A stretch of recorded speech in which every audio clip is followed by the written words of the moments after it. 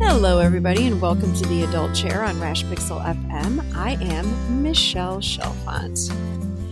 And today I am going to be chatting with a very special guest about the Enneagram. In fact, we are going to be talking about how we deepen the understanding of the adult chair using the wisdom of the Enneagram. So I have a special guest today.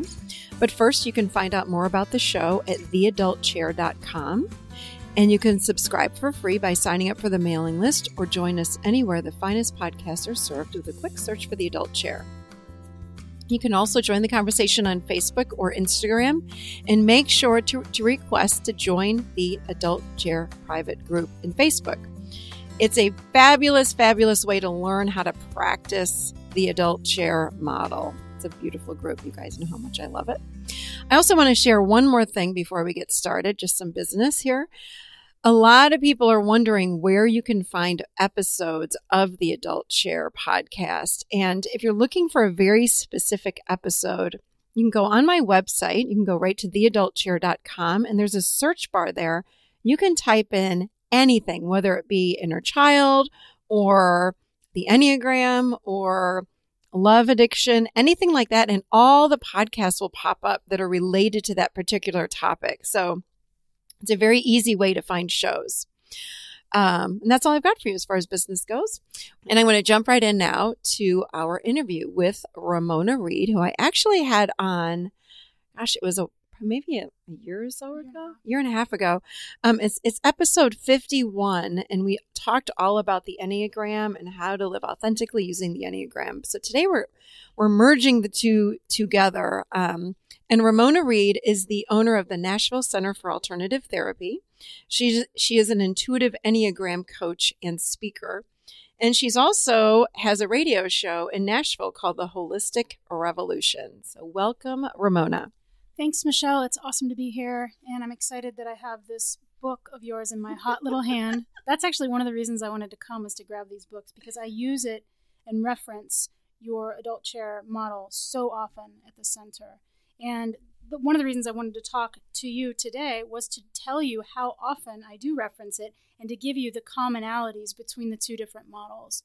So I'm really excited to be here. You've been on my show a couple times, Holistic Revolution, talking about things, and I've been on your show, and I just think that this marriage is really beautiful. So. It is a beautiful marriage. There's no doubt about it. Yeah. So I can talk first about the Enneagram in general, although if you want a more comprehensive look at it, please go back to that episode 51 of the Adult Chair, because we really went into it, and I talked about all of the different types. But just as an overview, the Enneagram is literally 9 types. Enneagram means 9 types. And it's a personality typing system, similar to some people know about Myers-Briggs or the DISC test that sometimes corporations use. It's similar in structure to that, but it has its roots in like pre-biblical antiquity. I think the first time it was mentioned I've read was in Homer's Odyssey. Like, it's really, really old stuff. Some of the concepts go back to Sufism. But what it's become back in the 60s and 70s is more of an amalgam of philosophy, psychology, spirituality, and we've really been learning and developing it more and more and more. I'm fairly new to it and sort of just fell in love with it as my own process. I wanted to learn about myself, and so I was introduced to it and started learning all about my type. And then I wanted to know all about the other types, and then it just became this natural progression of, well, I want to use it in my practice to help people. And in the same way that I use the adult chair in my practice to help people. And the more I learn about the adult chair and the more I learn about the Enneagram, the more I see that there's all of these different concepts that work together. So I'll just describe the Enneagram briefly. It asserts that we're one of these 9, or that I should say we're dominant in one of these 9 different personality types. What that means is we have energy that we go to, or that we're the source of, that's one of these 9 different types. That doesn't mean that everyone on the earth is only one of 9 different types. There's lots of variations. There's lots of levels of health. It's a movement as well. It's not a static approach. If you want to put up a picture of it on your website or somewhere where people could see it, they'd be able to understand that it's a very circular movement. It's not just like one type. If you have a picture, I will put it up, and we can actually add it to our show notes. If you have a picture, that'd be a great help for people. Yeah, I will definitely do that. So basically, it asserts that we're dominant in one of these types. And the three basic ways that we can divide the types is into centers. We all have all three centers. We all have a heart, a body, and a mind. But these types are split up into 3 types are considered body types, 3 are heart, and 3 are mind. What that means is the body types, the 8s, 9s, and 1s, and again, for more information, go back to episode 51, but 8s, 9s, and 1s have a relationship with wanting autonomy. They're the gut types, the instinctual triad, and their primary emotion is anger. The heart types, the 2s, 3s, and 4s, are part of the wanting mirroring or attention triad, the heart triad, and their primary emotion would be shame. And then the 5s, 6s, and 7s are part of the mind triad or the thinking triad, and they're interested in security, and their primary emotion is fear. Now, this isn't to say that a 2 in the heart triad can't be afraid or experience anger, or that the 8s don't have shame that comes up. Again, this is a movement, so we're going to feel all of the energy of all the different types at different times in our life, but one of them we're dominant in. And this is where it kind of gets fun with the adult chair, because what happens is, I love this sort of thing. When we're born, we have these essential qualities. This is like our child, right? We have these essential qualities that are just beautiful, and they show up for us. And it's these core emotions and these just core energies of things like vitality, connectedness, unity, guidance, attunement, sweetness, joy, abundance, all of these different things. And we have specific ones on our specific type. What happens is when we're little, we lose touch with the fact that we're the source of this. Something will happen. We realize something's wrong, whether it's like a trauma that we have happen, or maybe it's just we lose touch with ourselves and decide, where is that essential quality? So is that when we put a mask over it, would you say? Or what happens? Yeah, we develop a coping mechanism out of that. And do you mind if I use type 7? Well, I mean, this could be fun. That's me. I'm a type 7. You're going to put me under a microscope. Yes, of course. You know I disclose everything on air, so please do. Go right ahead. So the type Use me 7, as an example. little Michelle. Okay, so little type 7, the essential qualities of you when you're born, and other type 7s are the sense of freedom and abundance and joy. And what will happen invariably when we get out of touch... So wait a minute. So you're saying then we're born like that? Like those are our main qualities? The ones that we value as important, kind of the lens through which we see life. Okay. Like, this is what's important to me because this is you. Gotcha. Okay. Yeah.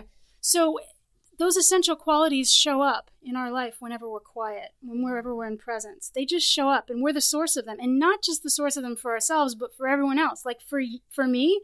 You are the source of abundance and freedom and joy. Oh, that's so cool. That's why people love to be around 7s. Love that. Healthy 7s. Okay.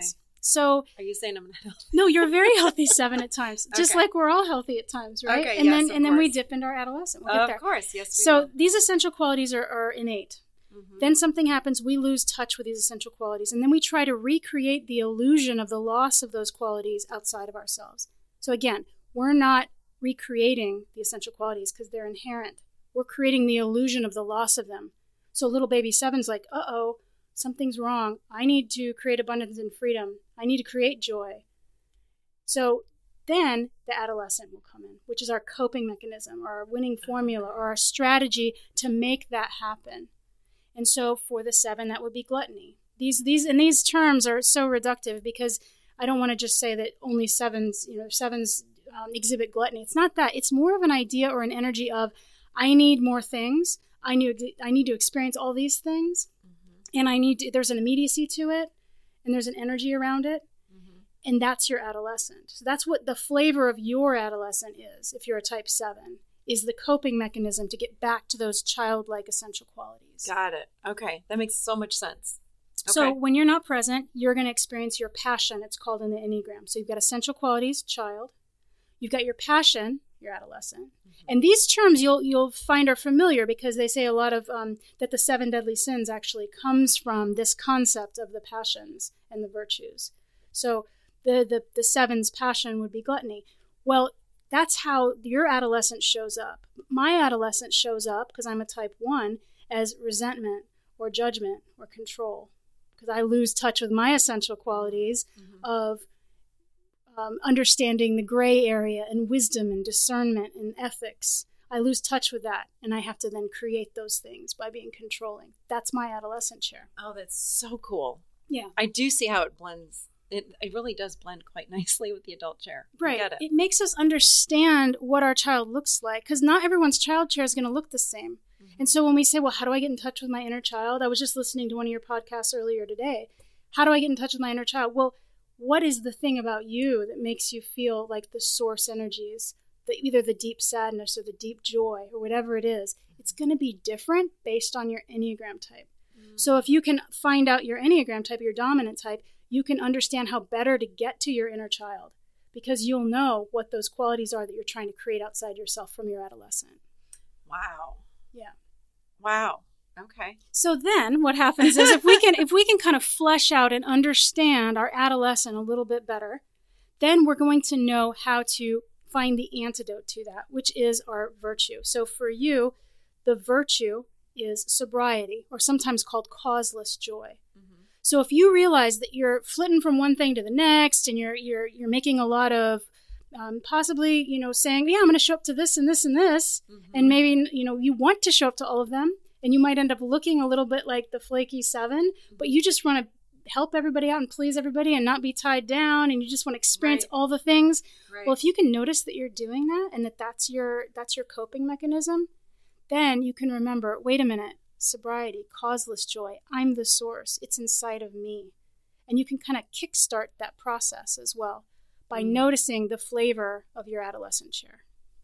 How does the actual adult part of us fall into the whole Enneagram model? Well, there's different ways. I mean, everybody is going to have a different pathway out of their ego. For instance, if you're one of the types that, the open boundary types, let's say, and again, please get more information from episode 51, but types 4, 5, and 9 are considered open boundary types. What that means is they feel all the things, they see everything, and it's overwhelming, or they merge with people in that open, energetic boundary way. Mm-hmm. If you're one of those types, you need to get in touch with your body to find your way back to your essence or to your virtue. Mm-hmm. So if you're, let's say for you, you're a 7, you're one of the assertive boundary types, along with the 3 and the 8.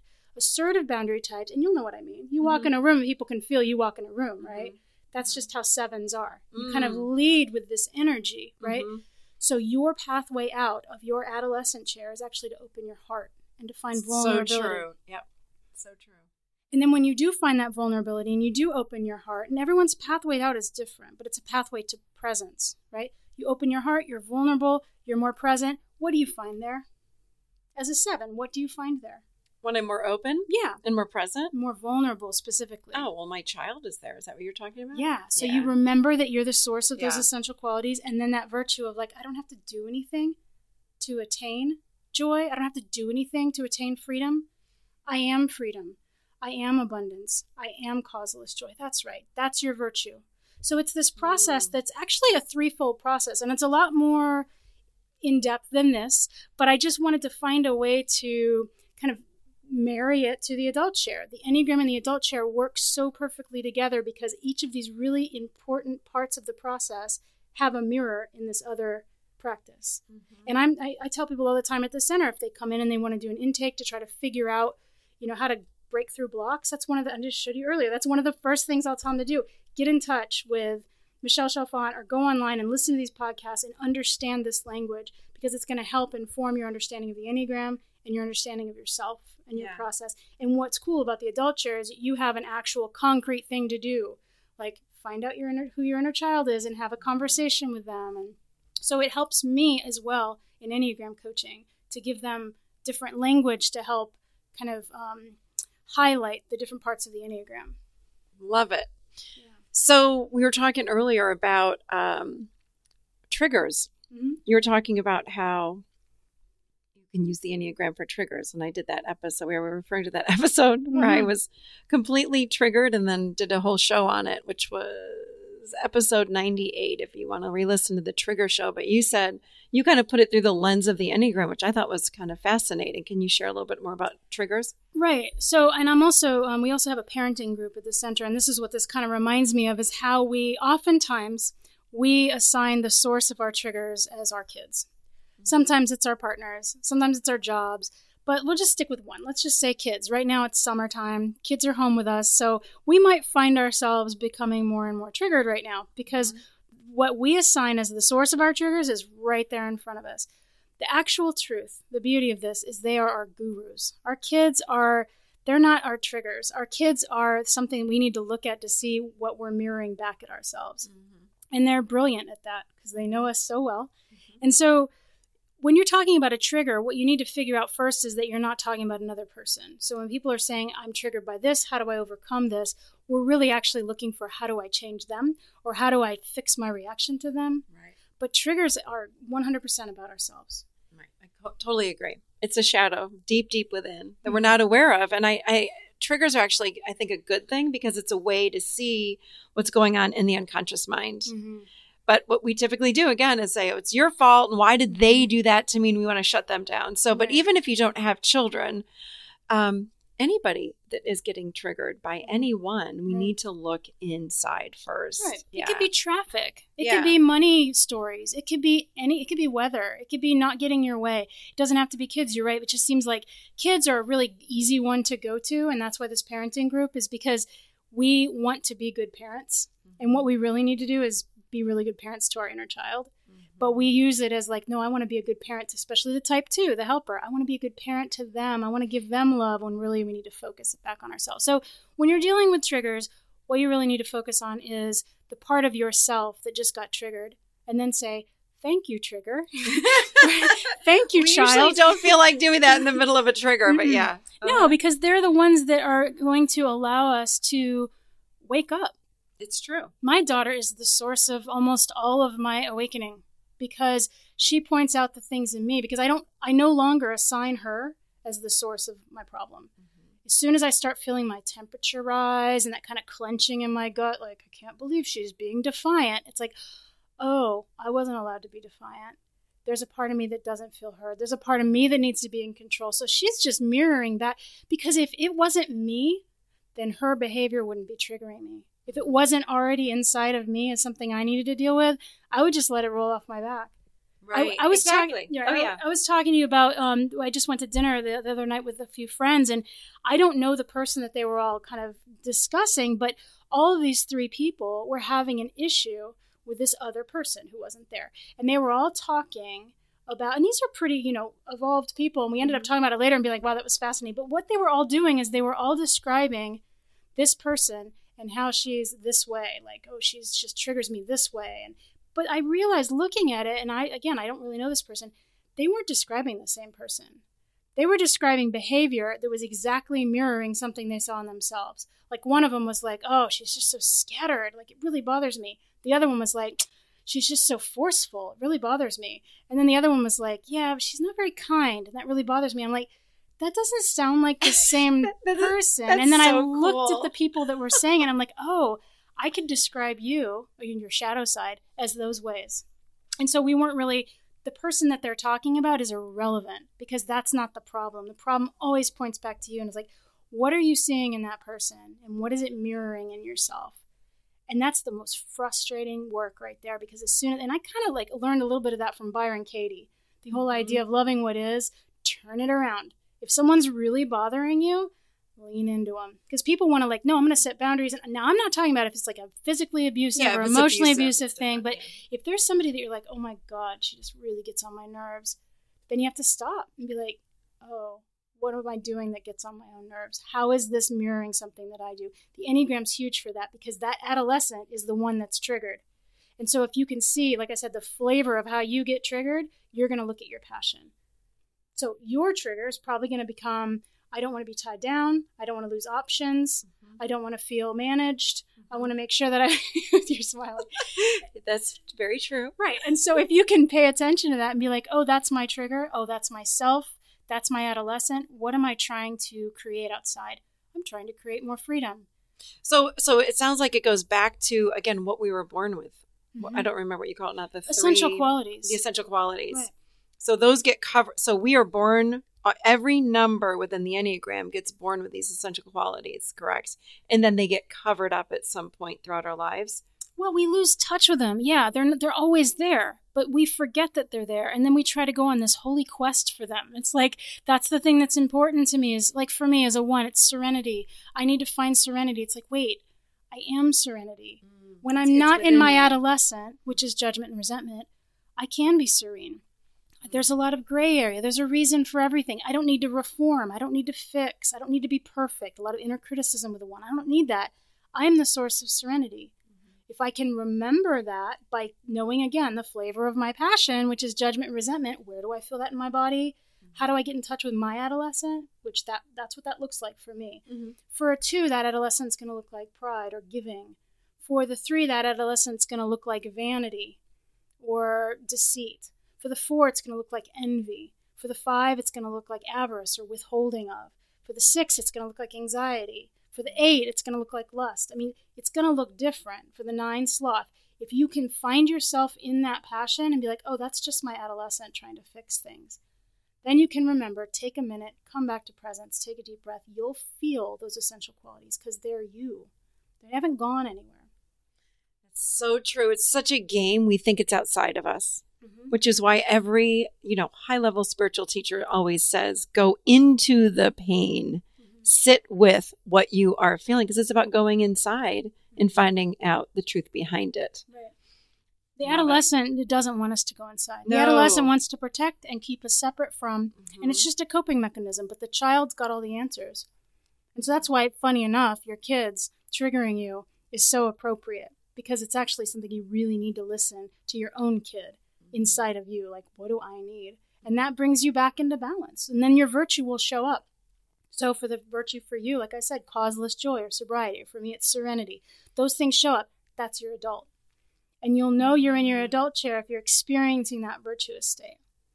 Wow, this is good stuff.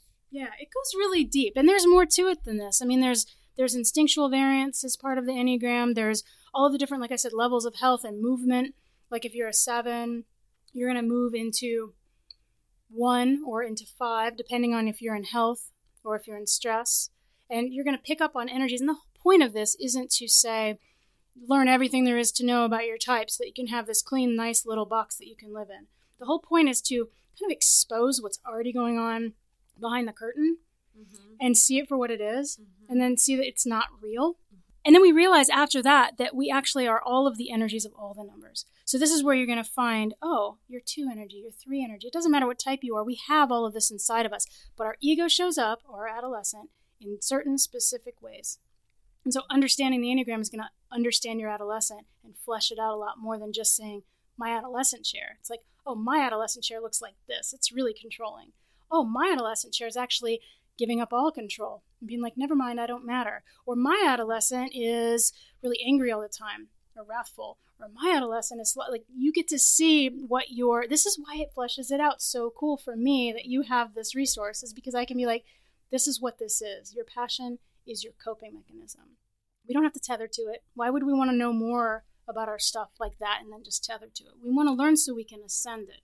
So when you say passion, though, what do you mean by that? Right. So it's not the definition of passion. Yeah, because I'm thinking of the definition of passion. I'm like, that's not exactly what you mean when you're using that word. Right. I'm using it like pathos, like pathology, like passion in the way of like Passion of the Christ. Like the old kind of version of it is the thing that trips you up or the thing that shows up in your ego.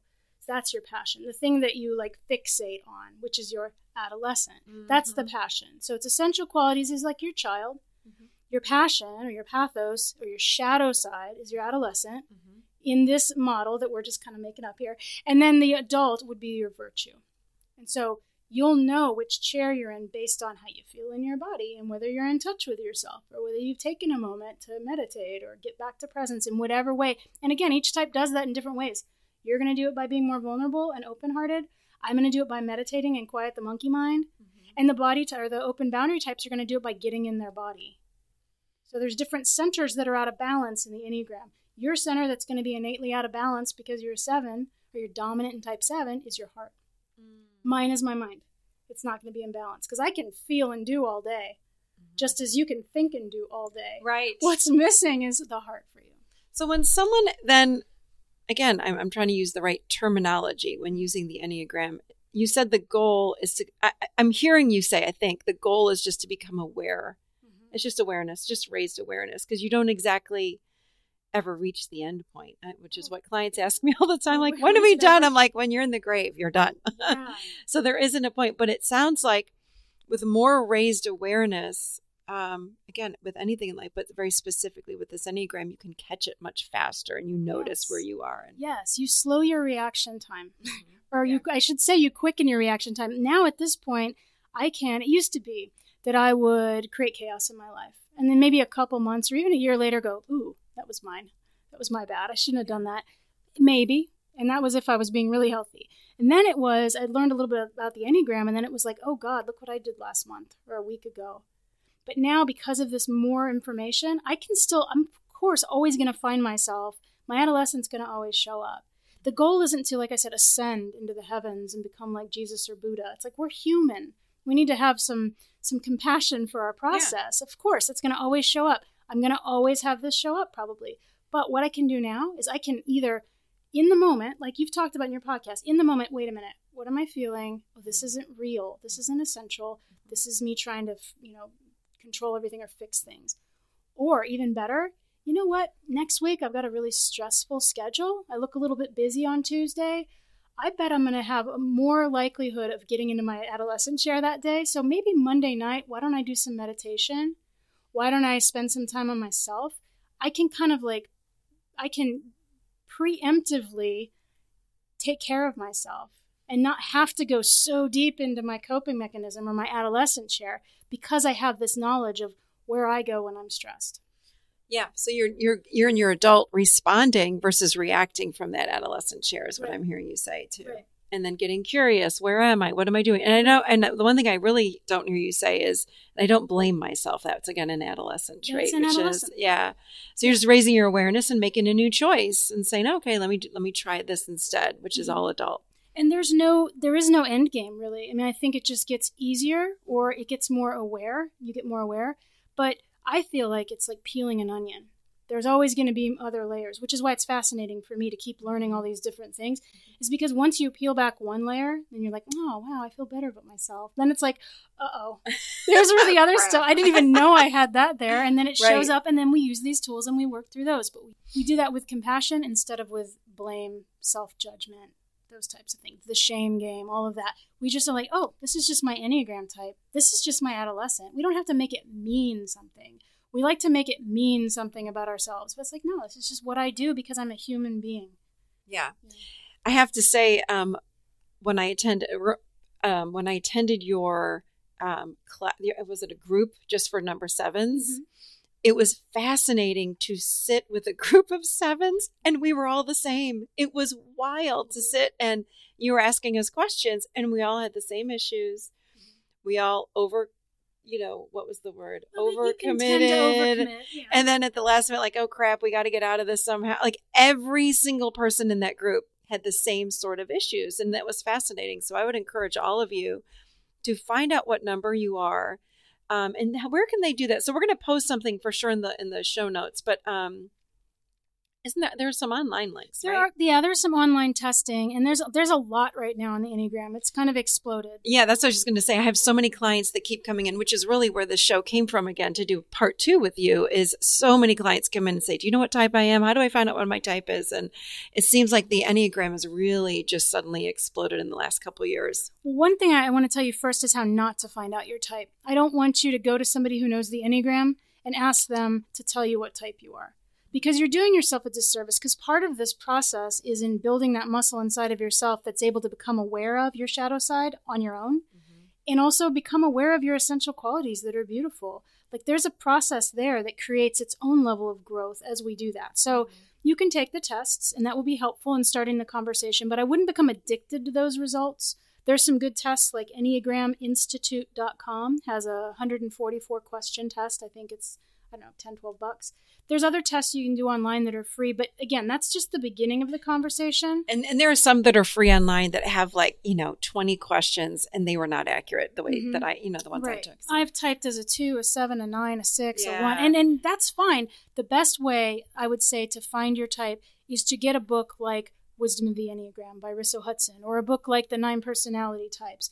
And to read about all the types, you'll find yourself in there. And where you're going to probably find yourself most likely is your adolescent chair. Yeah. Or your passion, because those are the ones that usually people are like, ooh, ouch.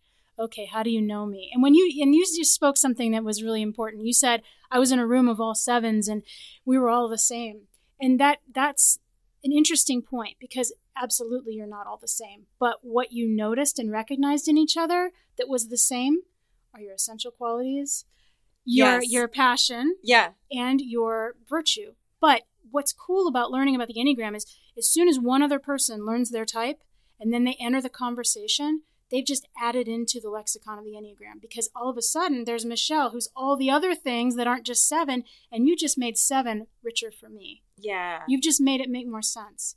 You've put your own taste on it. I have to say, I felt like even more self-acceptance when I heard everyone else in the room have the same things going on. And I was like, oh, that's just me. You know, when we do, I find as humans, it's just not a certain group of humans, but as humans, we try to be like other people. Like, I wish I was more like so-and-so. Why can't I be more like so-and-so? But when you sit in a group of people that pretty much are the same, at least the same number, I really walked out of there and I thought, I'm okay. Like all these little idioms I have, or the things that I do, or how I show up in the world, like I'm really okay. It just took that to a new level for me. So it was really a great thing. We do a lot of comparison, and that just creates a lot of shame and blame and judgment anyway. But you're not going to be the best 1. You're not going to be the best 6 you can be. But you can be the highest level of development you can of a type 7, which is this. It's not the caricature of the 7 that you're talking about. It's not the non-committal flying in and leaving 7. The 7 that is a beautiful, healthy 7 is someone like when you're from your adult chair. You're able to be engaged. You're able to be heartfelt. You're able to be vulnerable and present, and also you're able to feel complete and total joy and freedom and abundance coming from yourself, not having to create it. And we love our healthy 7s, just like we love all the different types that are healthy. So you can only be the highest level of yourself. Why would you want to be a healthy 2? You wouldn't. No. And I love that it helps us to point into or where we need to be what we need to be working on, or where we need to be, looking in our own lives, so. Well, this has been enlightening for me. Again, I love this stuff. Thank you. Is there anything else you want to add? No, just thank you for doing what you're doing. Thank you for having this book so I can give it to my clients, and actually the book or the ebook and all of the amazing things that you do online, because, and I'm not just trying to butter you up. You know how important this is to me that this resource exists, because people are waking up, people are growing, and they're using these things combined, the Enneagram and the adult chair combined, to really get in touch with these parts of themselves that they've always labeled as wrong or bad. It's like, no, how can we be more compassionate? So thank you for having this tool. I appreciate it. Well, you're welcome. We look forward to your book coming out on the Enneagram. We'll talk about that. Okay. Someday. In a year, let's have that book out. All right, everybody. So, Ramona. Yes. Do you do, again, phone sessions, international Skype sessions? Tell people, in case they want to find you, let people know, do you have any groups coming up? Talk about, like, what do you have, that you're offering right now in your center, or what do you do? So I have my radio show, Holistic Revolution, on WXNA, which is, if you're in Nashville, it's 101.5 FM, but most people probably aren't. You can stream it at WXNAFM.org, or you can listen worldwide through the TuneIn app. And that's every Tuesday at 2 Central Time here in Nashville. But also we have it archived. So on my website, and the web address is mynashvillecenter.com, I have all of my episodes archived. I talk about the adult chair, I talk with you, I talk about the Enneagram. I have a podcast I did with Susan Ruth that's on that archive. So you can learn more about the Enneagram there. Or again, go back to episode 51 that I did with you, the adult chair episode, where we really talk about comprehensively what the Enneagram is. The other thing we do here in Nashville is we have a monthly meeting. It's usually the first Thursday of every month. That's at 7 p.m. Central Time. And I have some stuff online on an Enneagram at NCAT. Now that's ENNEAGRAM at NCAT. That stands for my center, Nashville Center for Alternative Therapy. You can join that closed online group, similarly to the Adult Chair online group, where we can discuss everything Enneagram in there. And then the other thing I do is Skype consultations or in-person consultations on the Enneagram. So if you've got a block in your life that you want to work through with the Enneagram, we can Skype and do that. I've been excited to be able to provide that for about the past 8-9 months, and that's been really fun. So anywhere you are, you can go on my website and book one of those sessions.